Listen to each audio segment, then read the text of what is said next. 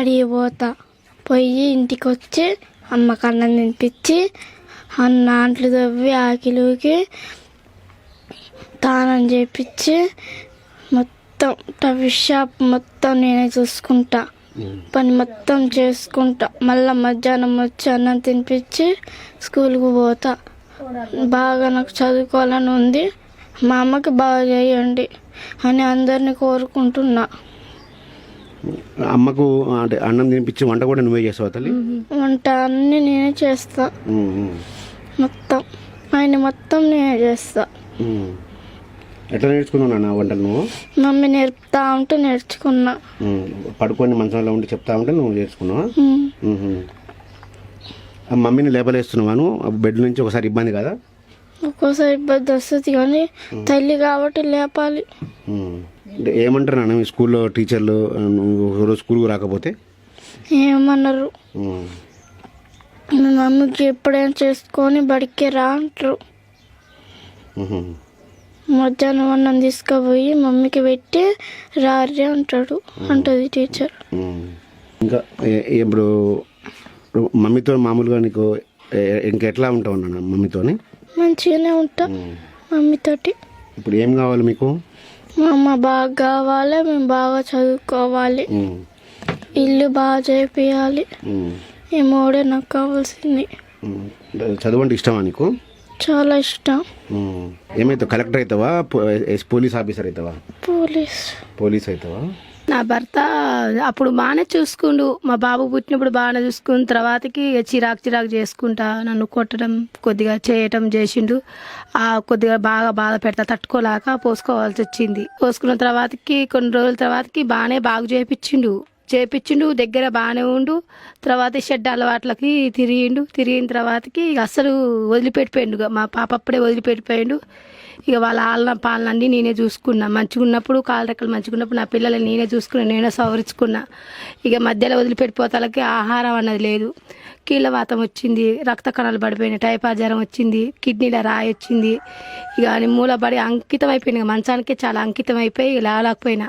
ఇక నా బిడ్డే నాకు అన్నం తినిపించుడు, తానం చేపించుడు అన్నీ నా బిడ్డే. ఇక నేనే నా బిడ్డ చేయాల్సింది. నా బిడ్డ నాకు చేస్తుంది పని, వాళ్ళకి పెట్టాల్సింది. ఇక్కడ పో నా బిడ్డ నాకు ఇక్కడ పో పెడుతున్నాను.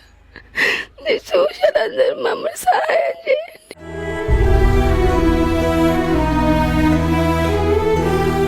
అంటే ఎంత ప్రభుత్వం నుంచి పెన్షన్ కానీ మీ కుటుంబం ఎట్లా నడుస్తుందమ్మా అసలు ప్రజెంట్? మాకు పింఛన్ లేదు. మాకు మా మామూలు సాబులే పండగ వచ్చినప్పుడల్లా మాకు రూపాయలు కలగజేస్తారు. వాటి మీద ఆధారపడుతుంది. తినేదే కంట్రోల్ బియ్యం. మాకు ఒక ఇల్లు లేదు, ఒక పొలం లేదు. నా పిల్లలు మంచిగా చదువుకోవాలి, నేను మంచిగా బాగా కావాలి, అంత మించి నేను కోరుకోవట్లేదు. మాకు ఏదైనా సహాయం చేయాలని కలగజేస్తున్నాను. అంటే ఏ పని చేసుకోలేవమ్మా? ఇప్పుడు నువ్వు నడవలేవా? అసలు నడిచే పరిస్థితి లేను. ఆ మంచానికి అంకితం. పొద్దుకులు తెల్లవారు ఇంతే కూర్చోవడం నా జీవితం. మా బుజ్జ తీసుకుని పండ పెడుతుంది నిమ్మలంగా. అయితే ఈ అమ్మాయి 10 సంవత్సరాలు, ఆమె బడి 10 సంవత్సరాలు అవుతుంది, 12 సంవత్సరాలు అవుతుంది. పాలు కూడా అవి ఇచ్చేది తెలియదు, డబ్బా పాలు పెట్టి సాధినం. ఈ అమ్మాయి బయటికి పోయినా ప్యాసు పోయినా ఏది పోయినా అన్నీ ఈ అమ్మాయి చేస్తుంది. ఉండు పెట్టుడు, మళ్ళీ ఇలా దాది కూడా సాయం చేస్తుంది. మంచిగా పెడతారు. వాళ్ళ డాడీ వదిలిపెట్టిపోయిండు 2 పిల్లలు అయినాక. ఏమనిపిస్తుంది అమ్మాయి మిమ్మల్ని అమ్మాయి అమ్మాయి చేస్తుంటే? చిన్న పిల్ల బాధ అనిపిస్తుంది సారు. ఎవరికైనా మాకు ఈ పిల్లకి మేము చేయాల్సిపోయి ఈ పిల్ల మాకు చేస్తున్నట్టు ఎవరికైనా బాధ అనిపించదా? చాలా బాధ. చదువుకునే అమ్మాయి కదా, ఈ రేపటి 20 ఏళ్ళు ఉన్నోళ్ళే మనం పిల్లలని చిన్న తీసుకొని వస్తాను. ఇవ చేయాలంటే ఎవరికైనా కష్టమే కదా, బాధ అనిపించదా? అట్లా ఇది వాళ్ళ డాడీ వదిలిపెట్టిపోవటం ఇదంతా కారణం. ఇక ఏం చేస్తావు, ఇక ఆ పిల్లకి అట్లా వచ్చింది. ఈ అమ్మాయి చేస్తుంది అన్ని పనులన్నీ. తల్లి చేసేసారు, మొత్తం అమ్మాయి చేస్తుందండి. అమ్మాయి చాలా బాధపడుతుంది, వాళ్ళ కుటుంబం కూడా చాలా బాధపడుతుంది. వాళ్ళ గురించి ఏం బాధ లేదు, ఇంట్లో ఏం లేదు, వాళ్ళకి ఏం లేదు సారు. వాళ్ళు చాలా బాధపడతారు. వాళ్ళ తండ్రి వదిలిపెట్టిపోయిండు, తల్లి అడ్డం పడిపోయింది, వాళ్ళకి పెట్టేటోళ్ళు లేరు, వండి పెట్టేటోళ్ళు లేరు, ఇల్లు లేదు, ఇల్లు గుర్తుంది, ఆ ఇల్లు అంత అర్థంది, ఏం లేదు సారు. వాళ్ళకు వాళ్ళ ఆఖరి వాళ్ళ ఇల్లు వాళ్ళ చక్కదనం చూస్తే సారు.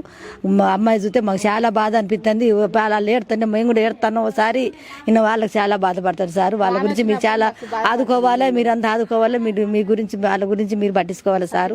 వినవా అన్ని మీరు సాయం చేయాలి. మీది దయ. అంటే ఎప్పుడైనా మీరు అమ్మాయికి సహకారం చేస్తారా? చేస్తాం సార్. మేము కూడా చూసుకుంటాం సార్. వస్తూనే ఉంటాం, మాట్లాడుతూనే ఉంటాం, పోతూనే ఉంటాం. ఇటు రాని పిలుస్తూనే ఉంటాం. మేము వచ్చి మందులు ఇచ్చిపోతూనే ఉంటాం. మా రంజాన్ పండుగ వస్తే సార్ ఇదో అదే మేము చూసుకుంటాం. మా అమ్మ నుంచి వచ్చి ఇదో అదో ఇచ్చిపోతూనే ఉంటారు. ఇక వాళ్ళ దొరత అట్ట కాలం కడుతుంది సార్. వీళ్ళని చూస్తే మాకు బాధ అనిపిస్తుంది. బాగా అనిపిస్తుంది. పాప వదిలిపెట్టినాడు. కొద్దిగా మీరు అడుచుకోండి, చేయండి, దగ్గర తీసి అమ్ముకుంటైనా అన్ని కొద్దిగా సౌలతుగా చేయండి. ఆ పాప బాధ చూడలేక మేము ఇదవుతుంది. అది ఆమె లేచేటట్టు కొద్దిగా ఇల్లు సర్గా చేయండి.